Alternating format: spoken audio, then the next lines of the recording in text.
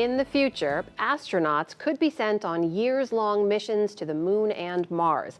But living in space that long poses all kinds of physical and physiological challenges. So NASA is trying to learn as much as it can from astronauts who've spent the most time in space. Science correspondent Miles O'Brien spoke with the American who has set the record for longest single space mission. Touchdown. Touchdown confirmed at 6:17 a.m. Central Time. Rubio's record ride comes to an end. NASA astronaut Frank Rubio finally returned to terra firma in September, 371 days after he launched to the International Space Station aboard a Russian Soyuz rocket. It was a record-breaking mission for a U.S. spacefarer that was not planned. About 3 months after he and his 2 Russian crewmates arrived at the station, their Soyuz capsule sprung a coolant leak, apparently after a micrometeoroid strike. They would have to wait for the Russian Space Agency to build and launch them a new ride home.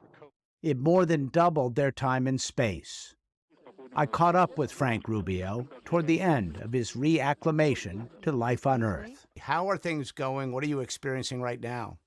It's been an awesome 4 months at home, getting reintegrated back into the family, and that's gone well and smoothly, which has been a blessing. And then a lot of physical training. So it's a matter of getting the muscles and bones back into shape. You're a physician and also a test subject. I'm curious what you have experienced and what the road to normalcy has been like. Yeah, so one of the good things is that we have been doing this for 23 years, right? And so astronauts early on would lose up to 20% of their bone density. And that's just because you're not getting the day-to-day pounding on the bones that standing and walking provide. And that stressor actually is really good for your bone density. And so when you're missing that, floating around for a year especially, that can be hard. The good thing is that we have a lot of resistance training that we do, almost 2 hours a day. And I actually lost very little bone density because of that, because I was able to stay diligent and consistent on that exercise. I actually lost a little bit less than a lot of 6-month mission people do, and that's been great. Would you say you're 100% now, 4 months later? Not 100%, but I bet I'm pretty close to 90 to 95%, so I'm feeling really good. So, 23 plus years into the space station, a lot of lessons have been learned, including all that resistance training that you mentioned. Is NASA ready to send astronauts on long-duration missions, ultimately to Mars? Yeah, so I think from a human perspective, we definitely understand what would need to happen. And essentially that's, like I said, just consistent stressors applied to the body there and back. I think we could certainly do it. Obviously, we're not quite there yet from a technology point of view as far as safely getting us there and back. But I think we could. It would be challenging, but I also think the motivation for mission success would be incredibly high for a mission like that. And so the humans that you put on that mission, I think, could make it happen for sure. All right, let's talk a little bit about the psychology of being up there. You expected to see your family after 6 months. Walk us through how you came to terms with all of this. Yeah, Miles, that's a great question. Fortunately, my background had sort of prepared me for it. I am an Army officer in my previous career, and so I've had deployments, and the family's kind of been through that adjustment of ramping up to the deployment, having the fortitude to make it through it. And then, as you know, a lot of our military often get told, hey, you're staying a little bit longer than anticipated. I never got extended much longer than about a month, but psychologically, it's really not too different, whether it's a month or 6 months. And, you definitely have a little bit of an adjustment period. It was hard for a few days or maybe a week. And then after that, you kind of settle in, you realize that we can do this, and the mission has to happen, and you just kind of set your mind to it. And I know astronauts have an opportunity on a regular basis to have private teleconferences with their families. How important was that for you? Incredibly important. Yeah, and that's something that I think as we transition to longer distance, longer duration missions, that's something that we're going to have to make sure that is present.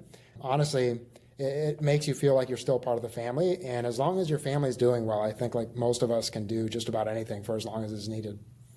So aside from family, one of the things people always say they miss when they're on the space station is fresh food. And you became quite a gardener in space, famously growing tomatoes.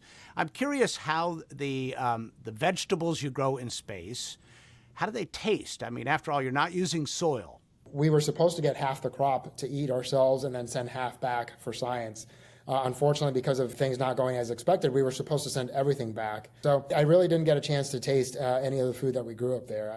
In March, when he was harvesting some of those tomatoes, he put 2 in a Ziploc bag and thought he'd Velcroed it firmly in place. But it floated away. He says he searched for it for hours. His fellow crewmates jokingly accused him of eating the produce. But in December of this year, about 3 months after he left the station, we might have found something that someone had been looking for quite a while. the current crew found the floating fruit, solving the mystery. I assume that was a nice moment of exoneration. Yeah, it was, and again, it's all, we're all friends here, and my crewmates are going to take every opportunity to make fun of me possible, so they sure as heck weren't going to get me out of it by making up that they found it. And they were cherry-sized tomatoes, and so if we were going to eat it, we would have had to split it between 7 people, so it really wouldn't have been worth it in the first place. But yeah, no, I'm glad they found it. I don't know that they're going to be able to use them for science, but hopefully they can use them for something. Let's talk about the Russian partnership here. It's a complex situation, of course, with the invasion of Ukraine, which has cast the partnership in a different light. Is there much concern about the reliability of the Russian partnership at this stage of the game? Well, our job as a crew really, again, is to focus on the mission. And so my focus was on my 2 crewmates, and they are fantastic human beings on an individual level. We really meshed well. We supported each other well. Ultimately, we're on a mission that it's an incredibly dangerous environment, and our lives depend on each other. And so you have to have that trust, and you have to have that relationship built before anything were to happen. And so, again, despite the differences, I think it's incredibly important to just nurture that relationship as much as possible, and I think we successfully were able to do that. All right. Frank Rubio, thank you so much for your time. Thanks so much, Miles. Take care. Good talking to you. Bye-bye.